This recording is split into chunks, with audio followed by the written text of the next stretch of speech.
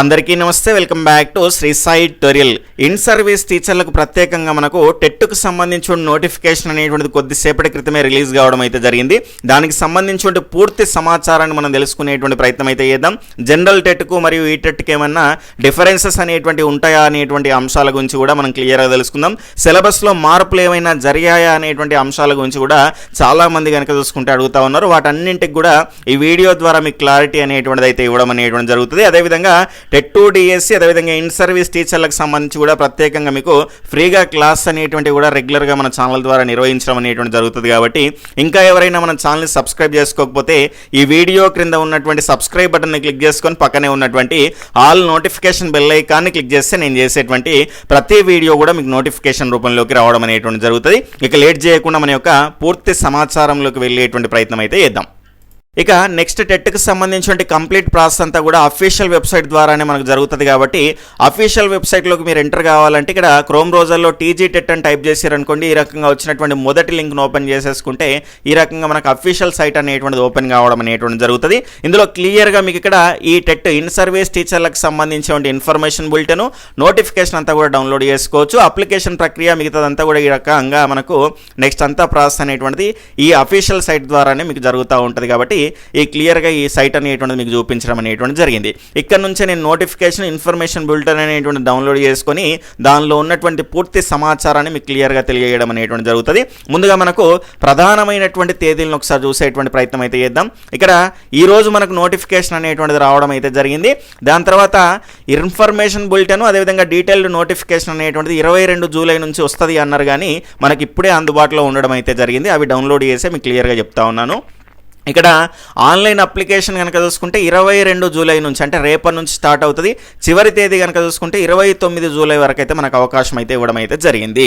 దాని తర్వాత కనుక చూసుకుంటే ఇక్కడ హెల్ప్ డెస్క్ వర్కింగ్ డేస్ అనేటువంటివి 21 జూలై నుంచి 30 సెప్టెంబర్ వరకు అయితే మనకు ఉండడం అయితే జరుగుతుంది.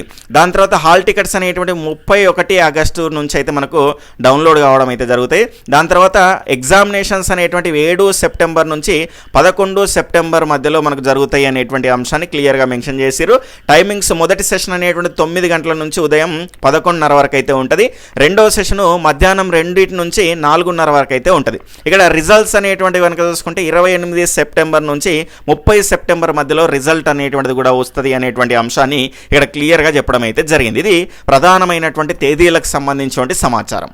టెట్కి సంబంధించినటువంటి అఫీషియల్ నోటిఫికేషన్ పీడిఎఫ్ అండి. ఇవి రెండు కూడా మన గ్రూప్స్లో మీకు షేర్ చేయడం అయితే జరుగుతుంది.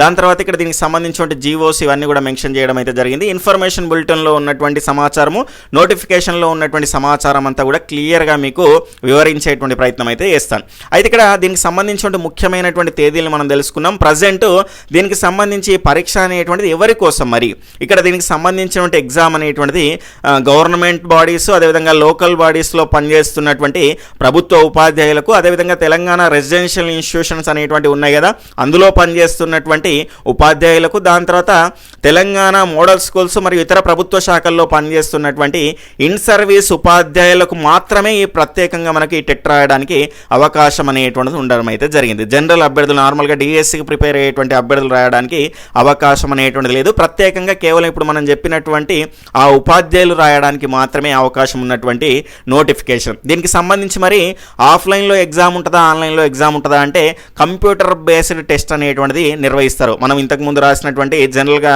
సంవత్సరానికి 2 సార్లు నిర్వహించేటువంటి జనరల్ టెట్ అనేటువంటిది ఏ రకంగా ఉంటుందో అదే రకంగా ఉంటుంది. దాని తర్వాత కనుక చూసుకుంటే దీనికి సంబంధించి పరీక్ష ఫీజు వివరాలు అనేటువంటి తెలుసుకునే ప్రయత్నం అయితే చేద్దాం.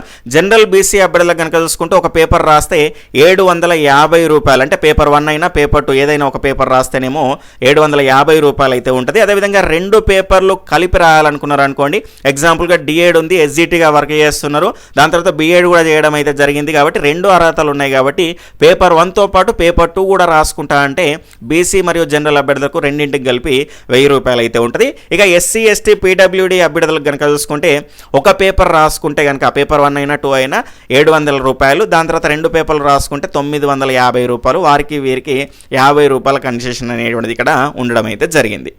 దీనికి సంబంధించిన అప్లికేషన్ ప్రాసెస్ అంతా కూడా మీరు ఆన్లైన్లో నేను ఇంతకుముందు చూపెట్టినటువంటి అఫీషియల్ వెబ్సైట్ ద్వారానే గతంలో మనకి ఇంతకుముందు జనరల్ టెట్కి ఎట్లా అప్లై చేసుకున్నామో అట్లనే అప్లై చేసుకోవాల్సినటువంటి అవసరం ఉంటుంది. ఫీజు అనేటువంటిది కూడా ఆన్లైన్లోనే మనం చెల్లించాల్సినటువంటి అవసరం అయితే ఉంటుంది. ఈ నోటిఫికేషన్కి సంబంధించి పేపర్ 1కు ఎవరు ఎలిజిబుల్ అవుతారు, పేపర్ 2కు ఎవరు ఎలిజిబుల్ అవుతారు అనేటువంటి అంశాల గురించి మనం క్లియర్గా తెలుసుకుందాం. ఇక్కడ 1 నుంచి 5 తరగతులు బోధించేటువంటి ఉపాధ్యాయుల కోసం ప్రత్యేకంగా మనకు పేపర్ 1 అయితే క్వాలిఫై కావాల్సినటువంటి అవసరం అనేటువంటిది ఉంటుంది. ఎవరైతే క్వాలిఫై కానటువంటి ఉపాధ్యాయులు ఎవరైతే ఉంటారో అయితే వాళ్ళకు డిఎడ్ ఉన్నా కూడా లేదంటే గతంలో బిఎడ్ ఉన్న వాళ్ళకు కూడా పేపర్ 1 కంటే ఎస్జిటి పోస్టులు అనేటువంటి ఇవ్వడం అయితే జరిగింది. కాబట్టి వాళ్ళు పేపర్ 1 అనేటువంటిది రాసుకోవడానికి అవకాశం అనేటువంటిది ఇక్కడ క్లియర్గా ఉండడం అయితే జరిగింది. వారితో పాటు ఇక్కడ ఎల్ఎఫ్ఎల్ హెడ్ మాస్టర్లు కూడా దీనికి హాజరు కావడానికి అవకాశం అనేటువంటిది క్లియర్గా ఇవ్వడం అయితే జరిగింది, క్లియర్గా మెన్షన్ చేయడం జరిగింది. ఇక్కడ చూడొచ్చు, secondary grade teachers and LFL head masters working in government and local body schools appointed with DLED, అదేవిధంగా బిఎడ్ దేనితోటైనా కూడా మీరు క్వాలిఫికేషన్ అనేటువంటిది ఉంటే కనుక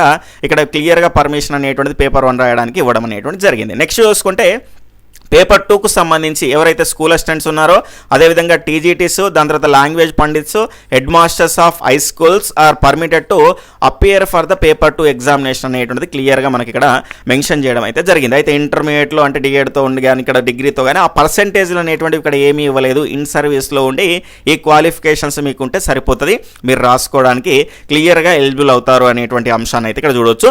దాని తర్వాత కనుక చూసుకుంటే ఫర్ ఎగ్జాంపుల్ ఇప్పుడు మీరు ఎస్జిటిగా కొనసాగుతూ ఉన్నారు, మీకు బిఎడ్ అనేటువంటిది ఉన్నది, నెక్స్ట్ ప్రమోషన్స్ కోసం మనకి ఇక్కడ పేపర్ 2 కూడా రాయాలనుకుంటే మీరు ఎలిజిబుల్ అవుతారు, క్లియర్గా ఇక్కడ మెన్షన్ చేయడం అయితే జరిగింది దాన్ని కూడా. కాబట్టి పేపర్ 1 పేపర్ 2 అనేటువంటిది మీకు బిఎడ్ అనేటువంటిది ఎలిజిబిలిటీ ఉంటే కనుక రెండు కూడా రాసుకోవచ్చు. ఇక్కడ బిఎడ్తో మీరు పేపర్ 2 రాసుకొని ఇక్కడ దానిలో ఎక్కువ మార్కులు వస్తే నేను నెక్స్ట్ స్కూల్ అసిస్టెంట్కు డిఎస్సిలో రాసుకుంటానంటే కుదరండి. కేవలం ఇక్కడ ప్రజెంట్ ఇప్పుడు ఉన్నటువంటి పదవిలో కొనసాగడానికి దాని తర్వాత ప్రమోషన్స్ కోసం మాత్రమే క్లియర్గా మనకి టెట్ అనేటువంటిది ఎలిజిబుల్ అవుతుంది అనేటువంటి అంశాన్ని మీరు గుర్తుపెట్టుకునేటువంటి ప్రయత్నం అయితే చేయండి. ఇక పరీక్షకు సంబంధించి 2 సెషన్స్ అనేటువంటివి మనం తెలుసుకోవడం అయితే జరిగింది. ఆ రకంగానే ఉదయం సెషను, మధ్యాహ్నం సెషన్లో గతంలో జనరల్ టెట్ ఎట్లున్నదో అదేవిధంగా మనకు కొనసాగడం అయితే జరుగుతుంది. ఇక్కడ ఎగ్జామినేషన్ ప్యాటర్న్లో ఏవైనా మార్పు అనేటువంటి జరిగిందా అని అడుగుతా ఉన్నారు. ఎలాంటి మార్పు జరగలేదు, జనరల్ టెట్ ఎట్లా ఉంటుందో ఇది కూడా అట్లే ఉంటుంది. మరి దీనికి డిఫరెన్స్ ఏంటి అంటే ఇక్కడ సుప్రీంకోర్టు తీర్పు నేపథ్యంలో 2 టెట్లు టీచర్లకు ఆ సమయం అనేటువంటి సరిపోకపోవడం వల్ల మరొక 2 టెట్లకు అదనంగా మనకు అవకాశం అనేటువంటిది కేవలం ఇన్ సర్వీస్ టీచర్లకు మాత్రమే ఇవ్వడం జరిగింది. అంటే కొంత ఇక్కడ క్లియర్గా మనకు ప్రశ్నల సరళి అనేటువంటి సులభంగా ఉండడానికి అవకాశం ఉంటుంది అనేటువంటి అంశాన్ని అయితే మనం క్లియర్గా చూడడానికి అవకాశం అయితే ఉంటుంది. పేపర్ 1కి సంబంధించిన ఎగ్జామినేషన్ స్ట్రక్చర్ అనేటువంటిది ఈ రకంగా ఉంటుంది. చైల్డ్ డెవలప్మెంట్ అండ్ పెడగాజీ నుంచి 30 ప్రశ్నలు 30 మార్కులు, ఇది అందరికీ తెలిసిందే. లాంగ్వేజ్ 1 తెలుగుకు సంబంధించి మిగతా వాళ్ళు ఏది పెట్టుకుంటే అది వాళ్ళకి సంబంధించిన లాంగ్వేజ్ 30 ప్రశ్నలు అనేటువంటి 30 మార్కులకి అయితే ఉంటుంది. లాంగ్వేజ్ 2 ఇంగ్లీష్కి సంబంధించి 30 ప్రశ్నలు 30 మార్కులు, మ్యాథ్స్కి సంబంధించి 30 ప్రశ్నలు 30 మార్కులు, ఈవీఎస్కి సంబంధించి 30 ప్రశ్నలు 30 మార్కులు అనేటువంటివి అయితే ఉంటాయి. ఇవి కంప్లీట్గా మనకు సిలబస్ అనేటువంటిది రిలీజ్ కాలేదు. ఇంకా సిలబస్ రిలీజ్ అయితే మనకు అప్ టు 8th క్లాస్ వరకు మీరు చదవాల్సినటువంటి అవసరం అయితే ఉంటుంది. స్కూల్ టెక్స్ట్ బుక్స్ అనేటువంటివి అప్ టు 8th క్లాస్ లోపే మనకు దీనికి సంబంధించిన ప్రశ్నలు అనేటువంటివి రావడం అనేటువంటిది అయితే జరుగుతుంది. ఆ సిలబస్ రాగానే దానికి సంబంధించిన పూర్తి క్లాస్ అనేటువంటి రెగ్యులర్గా మీకు ఫ్రీగా ఇవ్వడం అయితే జరుగుతుంది. దాని తర్వాత ఇంకా ఎవరైనా మన గ్రూప్స్లో జాయిన్ అవ్వని వాళ్ళు ఉంటే ఈ వీడియో యొక్క టైటిల్ మీద క్లిక్ చేసి అనుకోండి, బ్లూ కలర్ లింక్స్ వస్తాయి. కామెంట్ సెక్షన్లో కూడా మొదటి మెసేజ్గా పిన్ చేసి పెడతాను, దానిపైన క్లిక్ చేసుకొని అందులో జాయిన్ చేసి ఈ ఫ్రీ క్లాసు అదేవిధంగా రెగ్యులర్గా ముఖ్యమైనటువంటి ఫ్రీ కంటెంట్ అంతా కూడా మన గ్రూప్స్లో మీకు ఫ్రీగా పొందడానికి అవకాశం అనేటువంటిది అయితే ఉంటుంది. అయితే ఇక్కడ చూసుకుంటే ఈ పరీక్ష పూర్తిగా కనుక చూసుకుంటే ఎంసీక్యూస్ రూపంలోనే ఉంటుందండి. ఇక్కడ పేపర్ 2 సిలబస్ ప్యాటర్న్ కూడా చూద్దాం. ఇక్కడ చైల్డ్ డెవలప్మెంట్, లాంగ్వేజ్ 1 ఇవంతా కూడా కామన్గానే ఉంటుంది పేపర్ 1కు పేపర్ 2కు. మ్యాథ్స్ అండ్ సైన్స్ టీచర్స్ కనుక చూసుకుంటే ఇక్కడ మనకు మ్యాథ్స్ అండ్ సైన్స్కి సంబంధించి సైన్స్ వాళ్ళు కూడా మ్యాథ్స్ అండ్ సైన్స్ అనేటువంటిది రాయాల్సిందే పేపర్ 2కు సంబంధించి. దాని తర్వాత సోషల్ స్టడీస్కి సంబంధించినటువంటి బ్యాక్గ్రౌండ్ ఉన్న వాళ్ళు సోషల్ స్టడీస్ పేపర్ 2 అనేటువంటిది రాస్తారు. ఇక్కడ సైన్స్ వాళ్ళకి ఇబ్బంది, అది మార్చాలన్నారు కానీ ఎవరి సబ్జెక్ట్ వాళ్ళకి ఇవ్వాలన్నారు కానీ అది ఏమీ జరగలేదు. యథావిధిగా గతంలో జనరల్ టెట్ ఎట్లుందో అదే ప్యాటర్న్ అయితే ఇక్కడ మెన్షన్ చేయడం అయితే జరిగింది.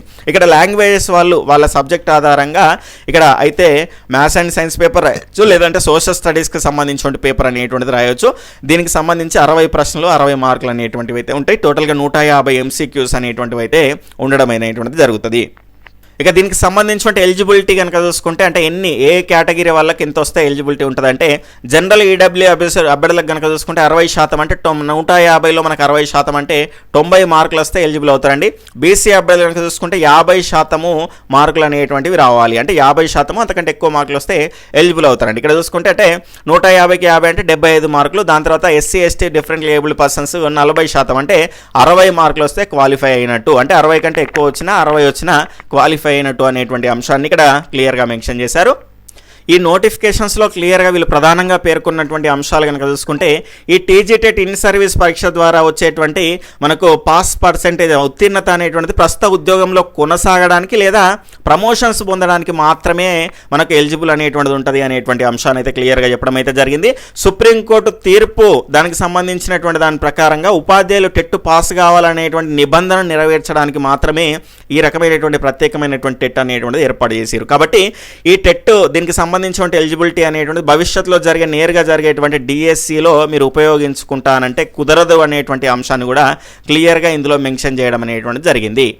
అలా మీరు కనుక రాయాలి అనుకుంటే కనుక డైరెక్ట్ రిక్రూట్మెంట్ల కోసం అంటే ప్రధానంగా మనకు స్టేట్ గవర్నమెంట్ సపరేట్గా 2 టెట్లు నిర్వహిస్తుంది, అదేవిధంగా సీటెట్ అనేటువంటిది ఉంటుంది కాబట్టి వాటిని రాసుకోవాలి అనేటువంటి అంశాన్ని క్లియర్గా మెన్షన్ చేయడం అయితే జరిగింది. దీనికి సంబంధించి అయితే ఇవి ప్రధానంగా ఉన్నటువంటి అంశాలుగా మనం చెప్పుకోవచ్చు. దీనికి సంబంధించినటువంటి అప్లికేషన్ ప్రాసెస్ అదంతా కూడా మీకు క్లియర్గా వివరించేటువంటి ప్రయత్నం అయితే చేస్తాను. ఇదే ప్రధానంగా మనకి ఇప్పుడు ఉన్నటువంటి ఆ ఇన్ఫర్మేషన్ బులెటిన్ అయినా దాని తర్వాత నోటిఫికేషన్లో ఉన్నటువంటి అంశంగా మనం పరిగణలోకి అయితే తీసుకోవచ్చు. ఇంకా ఏవైనా మీకు డౌట్స్ ఉంటే కనుక వీడియో కింద కామెంట్ సెక్షన్లో తెలియజేస్తే దానికి సంబంధించి పూర్తి సమాచారం మీకు కామెంట్లో రిప్లై ఇస్తాను, లేదంటే మీకు సపరేట్గా వీడియో చేసి అనేటువంటిది కూడా అందించే ప్రయత్నం చేస్తాను. రెగ్యులర్గా మీకు ఫ్రీగా క్లాసులు అనేటువంటివి కూడా ఉంటాయి కాబట్టి రెగ్యులర్గా మీరు ఫాలో అయ్యేటువంటి ప్రయత్నం అయితే చేయండి.